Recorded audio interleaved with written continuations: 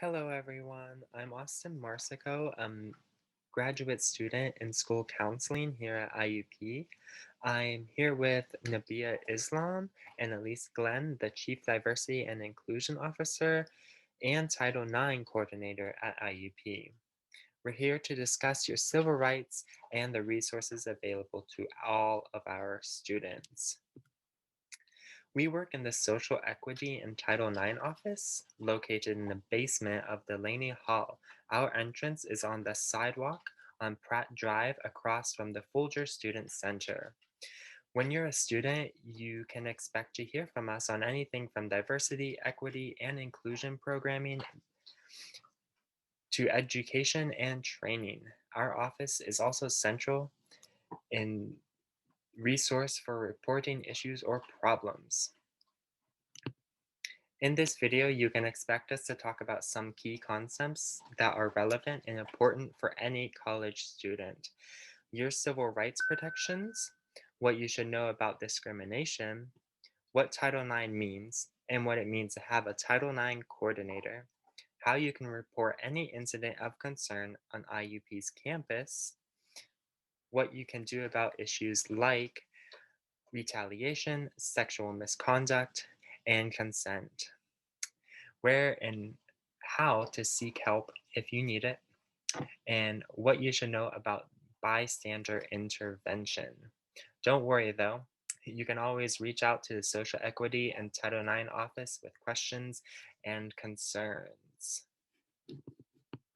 Hi, I'm Nabia, a criminology major here at IUP. Let's talk about the basics, your civil rights protections as a student here at IUP. IUP is committed to equal opportunity and affirmative action for its students and employees. Every member of the IUP community has a right to study and work in an environment free from identity-based bias or discrimination. If you're unsure whether or not you're subject to any form of discrimination, our office can help. It is also important to know that these educational and employment rights are yours regardless of your race, color, gender identity, religion, national origin, age, disability, sexual orientation, or veteran status. All rights are rooted in federal law, state law, and policies and procedures from both Pennsylvania's state system of higher education and IUP. If you have any questions or you don't know whether you are subject to any forms of discrimination, let us know. You're always welcome to call, email, or stop by. We can address your situation. You can also make a report of incidents of concern online through IUP and Social Equity and Title IX office web pages. So let's talk about Title IX. Title IX states, no person in the United States shall on the basis of sex be excluded from participation in, be denied the benefits of, or be subjected to discrimination under any educational program or activity receiving federal financial assistance. That means students have the right to go about their business without gender or sexual discrimination, to attend class, to live in residence halls, to participate in sports and activities, and other opportunities. Thank you, Nabia. Um, Now I would like to introduce Elise Glenn, who is our Chief Diversity and Inclusion Officer and Title IX Coordinator at IUP. She oversees compliance with the IUP sexual harassment and sexual misconduct policy and focuses on preventing discrimination, harassment, and misconduct on our campus. Thank you, Austin and Nabia. Let me tell you a bit more about my role as IUP's Title IX coordinator. When you report a concern, we will provide information on support resources and process options. We then take 4 steps. 1, investigate what occurred. 2, take prompt and effective action to end the misconduct. 3, remedy the effects. 4, prevent the recurrence. My office also monitors the online Incident of Concern form. It's designed for non-emergency issues that involve identity-based bias or discrimination, sexual misconduct, student conduct, or other issues of concern. The form link is on this slide, but you will also find it at the bottom of every page on the IUP website. If you experience discrimination as an IUP student or if you are unsure about discrimination protections, contact me in the Social Equity and Title IX office or fill out an incident of concern report form on the IUP website.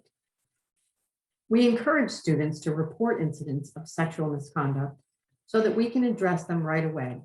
All IUP employees are mandated reporters and must report incidents of sexual misconduct to the Title IX coordinator. We do have confidential resources to whom you can report.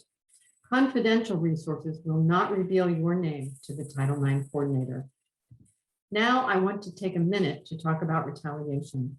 IUP strictly prohibits anyone from retaliating against someone for participating in a complaint, investigation, or disciplinary process connected to their civil rights. If you see any retaliatory behavior, please report it. That will allow us to address the concern through the appropriate university process. With that in mind, it's time to talk more about Title IX. Both Title IX and IUP's sexual discrimination and misconduct policy address sexual harassment and other forms of sexual misconduct. On the following slides, we'll explain some of these examples in more detail.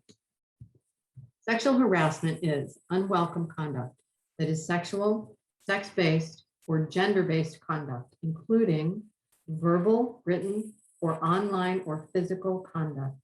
It may be disciplined when it takes the form of quid pro quo harassment, retaliatory harassment, or the creation of a hostile environment. Hostile environment sexual harassment occurs when the harassment is sufficiently severe or persistent or pervasive and objectively offensive, such that it unreasonably interferes with, denies, or limits someone's ability to participate in or benefit from IUP's educational, employment, social, residential, or other programs. So what does that mean? Here's an example. Let's say a student repeatedly sends explicit sexually oriented jokes on an email list he created. He persists even when he has been asked to stop. At least one of the list recipients is so uncomfortable that she has to work hard to avoid the person sending the messages anywhere on campus, and especially in the residence hall where they both live, even avoiding some classes. In this case, the jokes are sexual in nature, sent repeatedly and persistently. They interfere with the receiving student's use of the campus and the residence hall spaces. The student who persists in sending these messages is considered to be creating a hostile environment through sexual harassment. Here's another example. A student displays explicit sexual pictures on the interior of a room door in the residence hall, causing residents to avoid using the hallway to their room. In this case, the images are not persistent, but they are pervasive for those who live nearby. In other words, they're always there, and it is impossible to avoid the images to get to and from some rooms. Students are avoiding the hallway in their residence hall. This would be sexual harassment. The other type of sexual harassment is called quid pro quo harassment. Quid pro quo harassment is unwelcome sexual advances, requests for sexual favors, and other verbal or physical conduct of a sexual nature by a person having power or authority over another. It is considered sexual harassment when submission to such sexual conduct is made either explicitly or implicitly a term or condition of rating or evaluating an individual's education or employment progress, development, or performance. Here's an example. A coach insists that a student have sex with him in exchange for playing time, or a professor asks for sex in exchange for a good grade. This is harassment, regardless of whether the student agrees to the request. Of course, harassment is only one of the areas covered under Title IX. Another is sexual assault. Sexual assault describes any sexual act directed at another person without their consent, including when that person is incapable of giving consent.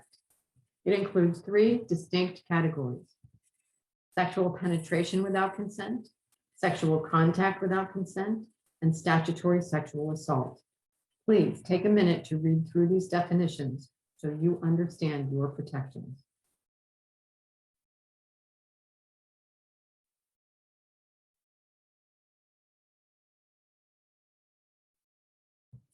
Title IX also protects IUP students from dating violence, which is any violence committed by a person who is or has been in a social relationship of a romantic or intimate nature with the complainant. Here, the existence of the relationship will be based on its length, type, and the frequency of interactions between the people in question. Domestic violence is any violence committed by a current or former spouse or intimate partner, a person with whom the complainant shares a child, a person cohabitating with the complainant as a spouse or intimate partner.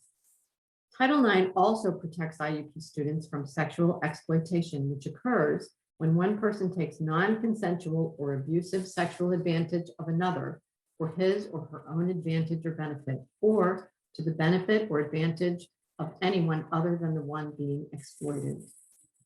There are many examples of potential sexual exploitation: invasion of sexual privacy, forcing a person to engage in sexual activity through coercion or intimidation, non-consensual digital, video, or audio recording of nudity or sexual activity, unauthorized sharing or distribution of digital, video, or audio recording of nudity or sexual activity, knowingly exposing someone to or transmitting an STI, STD, or HIV to another person.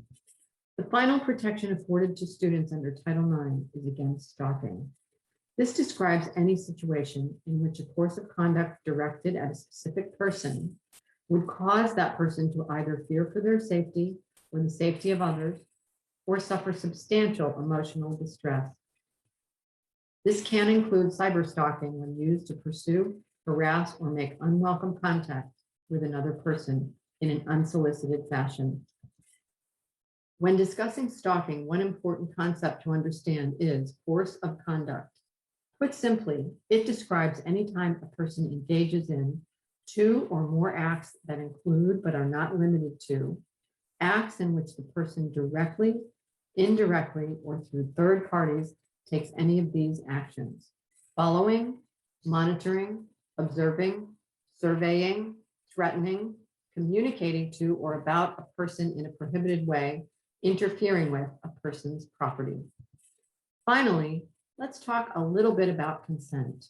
Consent consists of clear, knowing, and voluntary words or actions that give permission for specific sexual activity. Consent is active, not passive. Silence in and of itself cannot be interpreted as consent.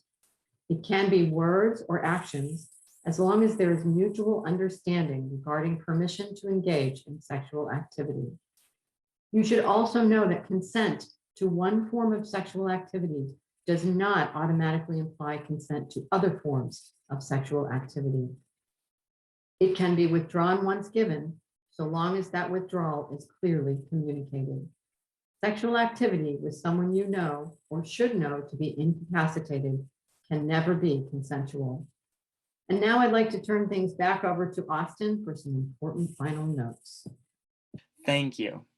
If you experience any of the misconduct outlined in this video, the Title IX team in the Social Equity and Title IX office will take steps to promptly investigate and resolve complaints while protecting students' due process rights, stop the misconduct, prevent it from happening again, address safety concerns for the compliant and the IUP community, and support the recovery of victims. You will also find other resources on this slide. Together, we can make our campus a safe, healthy, and fair environment for all IUP students and employees to live, work, and learn. Every student at IUP can help us build and maintain an inclusive environment free of sexual misconduct. We should all recognize that non-consensual sex is sexual assault. We should work to identify situations in which sexual assault may occur. We should even respond in situations where consent has not or cannot be given, even when this action isn't directed towards us. And finally, we can work to create an environment in which sexual assault is unacceptable and survivors are supported. IUP's Green Dot training can help all members of the IUP community learn important bystander intervention skills. The Social Equity and Title IX office is here to help All of us will work to ensure that every IUP student is afforded the protections highlighted throughout this video. You can always contact us to find out more. Let us help you get the most of your IUP experience. If you need help, email us at social-equity@iup.edu or title9@iup.edu.